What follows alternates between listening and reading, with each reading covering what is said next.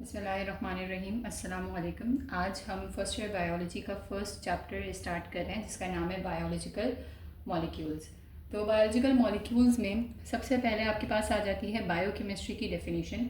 Biochemistry है क्या? Biochemistry हमारे पास बायो की एक ब्रांच है जिसके अंदर हम लोग पढ़ते हैं बायोकेमिकल बेसिस ऑफ लाइफ। तो लाइफ की जो बायोकेमिकल बेसिस है उसके बारे में हम जो जिसमें पढ़ते हैं वो होता है biochemistry. Chemical composition of cells, cell की जो केमिकल कॉम्पोजिशन होती है वो क्या होती है। तो सबसे पहला जो बुलेट पॉइंट है वो ये देखा गया है कि सारे के सारे लिविंग ऑर्गेनिजम्स जो हैं वो सेल के बने हुए होते हैं। Okay, living cell contain living matter called protoplasm. इन सेल के अंदर एक लिविंग मैटर मौजूद होता है जिसको हम कहते हैं प्रोटोप्लाज्म। ओके, अगर हम बात करें केमिकली तो केमिकली सेल के अंदर 70 to 90% वाटर मौजूद होता है।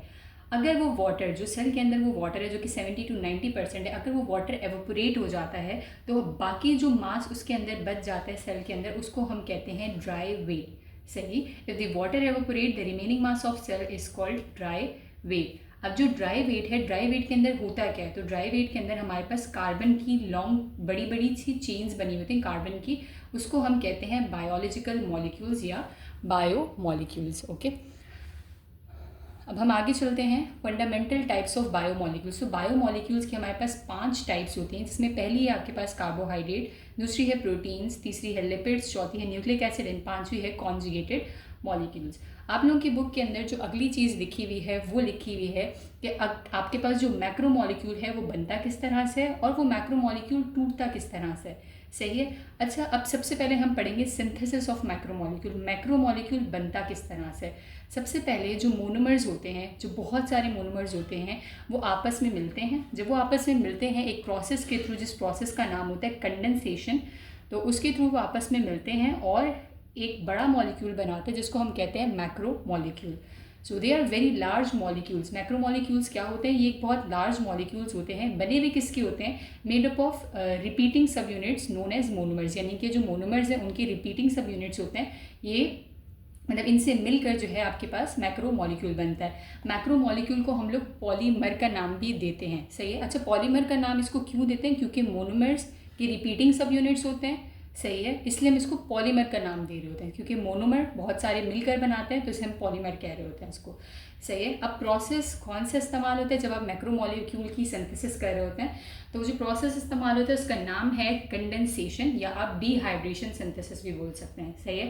कंडेंसेशन क्यों बोल रहे हैं? कंडेंसेशन का मतलब होता है मॉलिक्यूल्स का आपस में कंडेंस हो जाना, जुड़ जाना, इसलिए हम इसको कंडेंसेशन का नाम देते हैं। और हम डिहाइड्रेशन का नाम क्यों दे रहे हैं? जब आपके पास दो मोनोमर्स आपस में मिलते हैं तो एक वाटर के मॉलिक्यूल को वो रिमूव कर देते हैं, इसलिए हम इसको डिहाइड्रेशन सिंथेसिस का नाम भी देते हैं।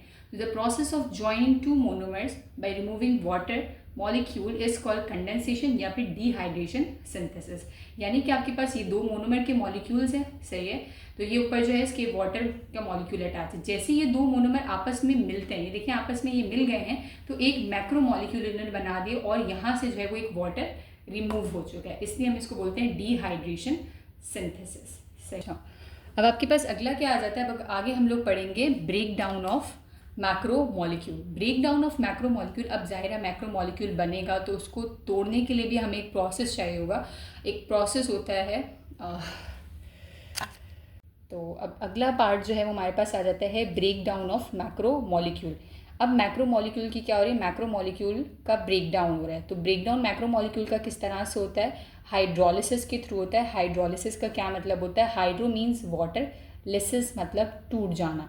यानी कि जैसे ही वाटर का मॉलिक्यूल आएगा मैक्रो मॉलिक्यूल के ऊपर एक्ट करेगा तो हमारे पास उसकी वजह से लिसिस हो जाएगी, यानी कि वो मॉलिक्यूल जो है वो टूट जाएगा। सही है। So process where macro molecules are break down into sub units. तो यहाँ पर क्या होगा? एक ऐसा प्रोसेस जिससे मैक्रो मॉलिक्यूल्स होंगे वो मोनोमर्स के अंदर टूट जाएंगे बाय एडिशन ऑफ वाटर। जैसे ही आप उसके अंदर वाटर को ऐड करोगे उसको हम कहते हैं हाइड्रोलिसिस। यहाँ पर हाइड्रोलिसिस की एक एग्जांपल दी हुई है, यानी कि आप ये देख लें ये 4 मोनोमर के मॉलिक्यूल्स हैं। सही है। अब जैसे ही आपने इसके अंदर एक वाटर का मॉलिक्यूल ऐड किया, मान लो आपने यहाँ पर वाटर का मॉलिक्यूल ऐड किया, तो यहाँ पर क्या हो जाएगा? ये जो मोनोमर है ये यहाँ से टूटकर अलग हो जाएगा और ये अलग हो जाएगा। तो यहाँ पर आपने क्या किया? मैक्रो मॉलिक्यूल जो है वो मोनोमर के अंदर टूट गया। बुक के अंदर या बुक के लास्ट के अंदर जो है वो एक BCQ आया, MCQ आया हुआ है। How many molecules of water are needed to completely hydrolyse a polymer that is 21 monomer long. क्या रहे हैं, वो कह रहे हैं कि आपके पास एक मैक्रो मॉलिक्यूल है, और मैक्रो मॉलिक्यूल जो है वो कितना लंबा है, 21 मोनोमर जितना लंबा है, यानी कि उसके अंदर 21 मोनोमर्स मौजूद हैं उस एक मैक्रो मॉलिक्यूल के अंदर। तो वो आपसे पूछें कि आपको कितने वाटर्स चाहिए होंगे इस पूरे 21 जो 21 मोनोमर का मैक्रो मॉलिक्यूल बना हुआ है उसको तोड़ने के लिए। तो ज़्यादातर बच्चे क्या करते हैं, 21 मोनोमर है तो उसके लिए 21 जो है वो वाटर के मॉलिक्यूल्स लगा कर आ जाते हैं, जबकि ऐसा नहीं है। आंसर जो है वो 20 है। अब क्यों 20 आप यहाँ पर देखें, यहाँ पर अगर आप देखें तो यहाँ पर मोनोमर के कितने मॉलिक्यूल्स हैं, मोनोमर के 4 मॉलिक्यूल्स हैं। अब आप देखें, अगर मैं आपसे पूछूं कि इन चारों के चारों मॉलिक्यूल्स को, यानी कि जो पूरे चारों के चार मोनोमर्स हैं हमारे पास, इनको कंप्लीटली सेपरेट करने के लिए आपको कितने वाटर चाहिए होंगे, तो आपका आंसर 4 नहीं होगा, आपका आंसर होगा 3। अब कैसे 3 होगा, अब मुझे जो है वो इन दोनों के दरमियान में जो बॉन्ड तोड़ना है उसके लिए एक वाटर चाहिए होगा, तो ये यहाँ पर टूट गया। इनके दरमियान में जो बॉन्ड है उसको तोड़ने के लिए मुझे दूसरा वाटर का मॉलिक्यूल चाहिए होगा, तो ये भी टूट गया। अब इन दोनों के दरमियान में जो बॉन्ड है इसको तोड़ने के लिए मुझे एक वाटर का मॉलिक्यूल चाहिए होगा, वो इसको तोड़ देगा। सही है, तो अब ये दोनों ही अलग अलग हो गए। तो क्या मुझे इस 4 मोनोमर वाले मैक्रो मॉलिक्यूल को तोड़ने के लिए 4 वाटर्स लगें, 4 वाटर के मॉलिक्यूल लगें या 3? तो आंसर जो होगा वो आपके पास होगा 3। तो याद रखें, जब भी पेपर के अंदर क्वेश्चन आएगा तो जब भी आपके पास 21 मोनोमर्स लॉन्ग कह दिया उन्होंने, तो आपने एक कम कर कर बता देना, तो आंसर होगा इसका 20। अगर 25 बोल दे तो आंसर होगा 24। सही है। और अगर आपके पास कोई मैक्रो मॉलिक्यूल जो है वो 30 मोनोमर लॉन्ग है, तो आपका आंसर होगा वाटर मॉलिक्यूल्स कितने चाहिए होंगे, तो वाटर मॉलिक्यूल 29 चाहिए होंगे, तो हमेशा एक कम चाहिए होगा। तो आज के इतना काफ़ी। अल्लाह हाफिज़।